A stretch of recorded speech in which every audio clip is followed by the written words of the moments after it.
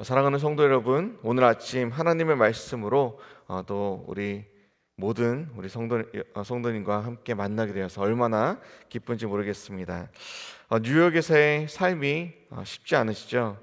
네, 매일 아침에 일어나서 이 트래픽을 엄청난 차 사이를 우리가 뚫고 운전을 하고, 또 때로는 이 빽빽한 맨하탄 지하철을 타고 또 낯선 언어로 대화를 하며 또 가족을 위해서 열심히 달려가는 일하는 모습이 눈에 선합니다. 여러분의 이민 여정은 마치 성경이 말하는, 오늘 본문 말씀이 말하는 이 좁은 길과 같습니다. 쉽지 않고 또 때로는 외롭고 또 많은 도전도 있습니다. 하지만 이 오늘 말씀을 통해서 우리 모두가 걷고 있는 이 구원의 여정에 대해서 다시 한번 생각해 보기 원합니다. 구원의 여정 결코 쉽거나 편하지 않습니다. 항상 복과 형통이 줄줄 따르는 것도 아닙니다. 길은 좁고 협착하여서 위험하고 불편할 때가 참 많이 있습니다. 그럼에도 이 길 끝에는 이 생명의 떡이 차려진 이 잔치상이 기다리고 있으니 우리는 이 좁은 길을 걸어가는 것을 포기할 수가 없습니다. 오늘은 이 좁은 문에 들어가기 위해서 필요한 것이 무엇인지 이 말씀을 통해 다시 한번 살펴보고자 합니다. 오늘 본문 말씀 24절을 보면 예수님께서 이렇게 말씀하시죠. 함께 24절 말씀을 읽겠습니다. 좁은 문으로 들어가기를 힘쓰라. 내가 너에게 이르노니 들어가기를 구하여도 못하는 자가 많으리라. 아멘. 제 어린 시절 이야기를 하나 들려드리겠습니다. 제가 살던 동네에는 학교로 초등학교 가는 길이 두 가지 길이 있었습니다. 하나는 이 대로를 따라서, 큰 길을 따라서 이렇게 걸어가는 그러한 깨끗한 대로였고, 다른 하나는 좁고 구불구불한 골목 길이었습니다. 대부분의 아이들은 당연히 이 넓은 길을 택하였죠. 하지만 어느 날 선생님께서 학교 가는 길, 학교로 오는 길을 알려주셨습니다. 그 좁은 골목길로 가면 대략 10분 정도 절약할 수 있다라고 말씀해 주셨죠. 처음에는 그 좁은 길이 다소 무섭고 또 불편도 했지만 결국 그 길이 학교로 더 빨리 갈 수 있는 지름길이라는 것을 어린 제가 깨닫게 되었습니다. 영적인 여정도 마찬가지입니다. 구원의 문은 누구에게나 활짝 열려 있지만 십자가의 길을 가는 자만 그 길을 들어갈 수 있습니다. 예수님은 자기를 부인하고 자기의 십자가를 지고 나를 따르라 라고 말씀하셨습니다. 이것이 좁은 문으로 들어가는 다소가 아니죠. 많이 불편하고 힘들고 외롭고 고통스러운 길일지라도 유일한 길인 것입니다. 사랑하는 성도 여러분, 이민 생활의 어려움 속에서도 자신의 편안함보다 하나님의 뜻을 먼저 구하고 계십니까? 바쁜 일상 속에서도 이 예배와 그리고 기도의 시간을 하나님 앞에서 잠잠히 지키고 계십니까? 주님이 가르쳐 주신 말씀을 마음에 새기고 또 그 말씀대로 살고자 날마다 분투하고 계십니까? 이것이 바로 좁은 길을 걸어가는 그러한 모습인 것입니다. 계속해서 본문 25절 말씀을 우리 함께 읽겠습니다. 집 주인이 일어나 문을 한 번 닫은 후에 너희가 밖에 서서 문을 두드리며 주여 열어주소서 하면 그가 대답하여 이르되 나는 너희가 어디에서 온 자인지 알지 못하노라 하리니. 아멘. 뉴욕에 살다 보면 아파트 출입 보안이 얼마나 중요한지 아마 잘 아실 것입니다. 한 번은 아파트에 이사한 지 얼마 안 되었을 때에 제가 키를 잊어버리고 이 아파트에 들어가려고 했습니다. 도어맨에게 저 이 아파트에 살아요 라고 말했지만 그는 증명할 수 없으면 집 안으로 들어갈 수 없습니다 라고 했습니다. 단지 그 건물에 왔다 갔다 한다고 해서, 또는 그 건물에 대해서 어디에 내 집이 있는 것을 안다고 해서 그곳의 주민이 되는 것 아니었습니다. 마찬가지로 단순히 교회를 우리가 출입하고 또 말씀을 듣고 또 성도들과 이렇게 만나서 대화하는 것만으로는 사실 충분하지 않습니다. 믿는다는 안위감, 또 우리가 안다라는 착각, 행한다는 만족감에 빠져서는 안 될 것입니다. 빌립보서 2장 12절 말씀은 두렵고 떨림으로 너희 구원을 이루라라고 기록하고 있습니다. 안이한 확신보다는 우리가 겸손한 두려움으로 날마다 주님을 그렇게 따라가는 것이 너무나 중요한 것이죠. 사랑하는 성도 여러분, 신앙생활을 오래 했다는 것, 또 교회에서 봉사한다는 것, 말씀을 우리가 많이 안다라는 것, 그것에 안주하고 계시지는 않습니까? 오늘도 하나님 앞에 정말 겸손히 나아가서 자신을 돌아보는 그러한 시간을 가져보시길 권합니다. 성화라는 개념이 있습니다. 지난 수요일 저녁 제자반에서도 제가 함께 나누었던 내용입니다. 구원은 우리의 상태와 신분, 즉 예수 그리스도를 믿음 안에서 주님으로 우리 안에 모셨을 때에 사망에서 생명으로 옮겨진 것, 죄인에서 의인으로 변화된 것, 영원한 영벌을 받을 수 없었던 신분에서 천국 백성으로 옮겨진 것, 그러한 신분의 변화, 상태의 변화를 의미합니다. 그것이 구원이죠.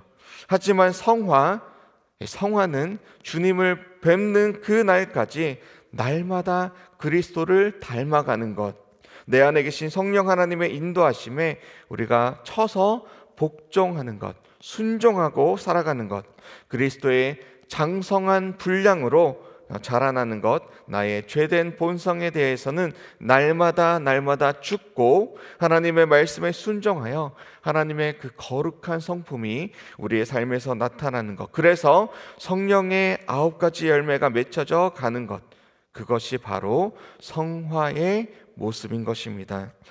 두렵고 떨림으로, 그리고 좁은 길로 가는 것, 그것을 기쁨으로 여기는 삶, 두렵고 떨리는 마음으로 말씀 앞에 순종하며 구원을 날마다 이루어가는 것, 그 삶을 살아갈 때에 비로소 이 좁은 길, 좁은 문으로 온전히 걸어가게 될 것입니다. 그것이 천국의 길이요, 진정으로 하나님의 자녀된 우리 모든 성도가 마땅히 오늘 걸어가야 하는 길인 것입니다. 이 좁은 길로 함께 걸어가시겠습니까? 아멘. 이어진 오늘 본문 말씀 33절을 우리가 함께 보시겠습니다. 의연하게 걸어가신 예수님의 모습을 우리가 발견하게 됩니다. 함께 33절 읽겠습니다. 그러나 오늘과 내일과 모레는 내가 갈 길을 가야 하리니 선지자가 예루살렘 밖에서는 죽는 법이 없느니라. 아멘. 헤롯이 이 예수님을 죽이고자 한다라는 어떤 바리새인의 이야기가 들립니다. 저 같으면 누가 나를 죽이겠다, 그런 소리가 들리면, 그것도 한 나라의 왕이 죽이겠다라고 한다면 저는 아마 두려워서 어딘가 숨어 있을 것 같습니다. 그런데 예수님의 대답은 참으로 의연합니다. 내가 갈 길을 갈 것이다. 선지자가 예루살렘 밖에서 죽는 법이 없다. 주님은 정말 의연하게 가던 길을 그대로 가시는 것을 우리는 보게 됩니다. 한 어린 소년의 이야기입니다. 학교에서 돌아오는 길에 매일 큰 개가 그를 멍멍멍 짖으면서 위협했습니다. 어느 날 그 소년의 아버지가 함께 걸어주었습니다. 그 개가 다가오자 아버지는 의연하게 말했습니다. 두려워하지 마라. 그냥 계속 걸어가라. 앞을 보고 걸어가라. 우리가 가야 할 길이 있단다. 그 의연함이 아이에게 큰 용기를 주었고, 개도 더 이상 그를 괴롭히지 않았습니다. 예수님도 헤롯의 위협 앞에서 참으로 의연하셨습니다. 그분은 자신의 사명과 목적을 분명히 아셨고 그 길을 끝까지 한 걸음 한 걸음 오늘도 내일도 모레도 걸어가셨습니다. 주님에게 진짜 비극은 자신의 죽음이 아니라 예루살렘이 구원을 거부하는 것이었습니다. 34절로 35절 말씀에서 예수님께서 이렇게 말씀하고 계십니다. 예루살렘아 예루살렘아 선지자들을 죽이고 내게 파송된 자들을 돌로 치는 자여, 암탉이 제 새끼를 날개 아래에 모음같이 내가 너희의 자녀를 모으려 한 일이 몇 번이냐. 그러나 너희가 원하지 아니하였도다. 보라, 너희 집이 황폐하여 버림받으리라. 내가 너희에게 이르노니 너희가 주의 이름으로 오시는 이를 찬송하리로다 할 때까지는 나를 보지 못하리라 하시니라. 아멘. 사랑하는 성도 여러분, 이민 생활에서 많은 어려움과 거절을 경험하셨을 것입니다. 하지만 이 세상의 거부에도 의연하게 좁은 길을 걷는 것, 이것이 천국 길을 가는 것입니다. 오직 주님만 바라보며 주님만 앙망하며 주의 말씀을 붙잡고 의연하게, 그렇게 우리의 정체성과 하나님께서 저와 여러분들을 구원하신 그 목적을 분명히 하고 주님께서 가라고 하신 그 좁은 길 걸어가는 것, 의연히 가는 것, 그것이 오늘 저와 여러분들에게 필요한 것입니다. 갑작스러운 질병 진단을 받았을 때에 많은 사람들이 왜 하나님께서 나에게 이런 일을 허락하셨는가 라고 의문을 품습니다. 받아들이기 정말 어렵습니다. 원망의 마음도 듭니다. 너무나 당연한 감정입니다. 그런데 의연한 자세로 주님 가라고 하신 그 길을, 주님께서 허락하신 그것을 의연히 받아들이고 마무리하신 분이 있습니다. 시각장애인으로 이 조지 W 부시 대통령 시절 차관복급인 백악관 국가장애위원을 지닌 강영우 박사님이 그 주인공이십니다. 중학교 시절에 실명을 했지만 하나님은 제가 상상할 수 없는 이 역사를 이뤄내셨다라고 감사한 고백을 제가 생생히 기억을 합니다. 미국으로 오셔서 피츠버그 대학교에서 교육 전공 박사학위를 취득하셨습니다. 한국인으로 그 당시에 최초의 시각장애인 박사로 기록이 되어 있습니다. 68세의 비교적 젊은 나이에 췌장암 말기 발견이 되었습니다. 그런데 그의 고백이 참으로 의연합니다. 이렇게 고백합니다. 누구보다 행복하고 축복받은 삶을 살았다. 이렇게 주변을 정리하고 사랑하는 사람들에게 작별 인사를 할 시간을 허락받아 감사하다. 그의 마지막 크리스마스 카드 편지에서 이 땅을 조금 더 아름다운 곳으로 만들고 싶은 이 마음이 간절했지만 안타깝게 그럴 수 없는 현실을 정말 아쉬워하면서도 이 감사 편지로 그의 마지막 한 달을, 마지막 생애를 마무리하는 그의 모습에서 정말 하나님 앞에서 의연하게 그에게 주셨던 삶을 마무리하고 또 마지막 주님께로 걸어가는 진정한 신앙인의 모습을 다시 한번 우리가 발견하게 됩니다.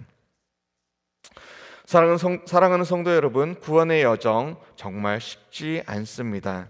좁은 문으로 들어가기 위해서 우리는 주님께서 말씀하신 이 좁은 문으로 들어가야 합니다. 두려움과 떨림으로 걸어가야 합니다. 그리고 세상에서 어려움 앞에서도 의연하게 걸어가야 합니다. 하지만 함께 기억해야 할 것이 있습니다. 이 좁은 길을 걸으며 우리는 기뻐할 수 있습니다. 왜냐하면 우리는 혼자가 아니기 때문이죠. 힘겨운 여정을 함께 걷는 우리 좌우에 계신 형제 자매들을 있습니다. 무엇보다 주의 영이 함께 하시니, 한 찬송가의 가사처럼 얼마나 큰 힘이 되지 않을 수 없습니다.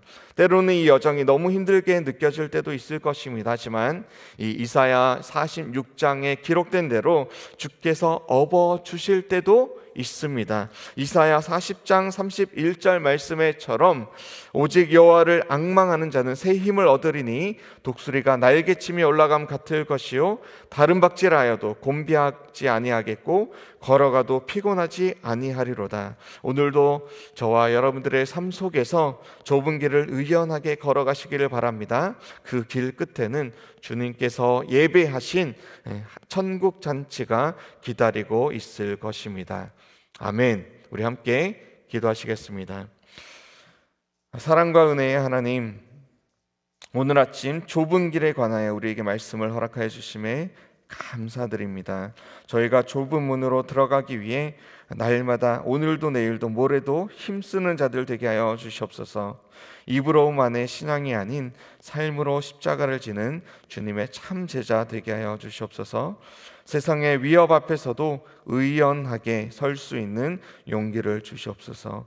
오늘 이 말씀이 우리 모두의 마음에 새겨져서 삶의 변화를 가져오게 하여 주시고 또 생명의 잔치에 참여하는 복된 자들 다 되게 하여 주시기를 주님 앞에 기도합니다. 감사드리며 살아계신 예수 그리스도의 이름으로 기도합니다. 아멘.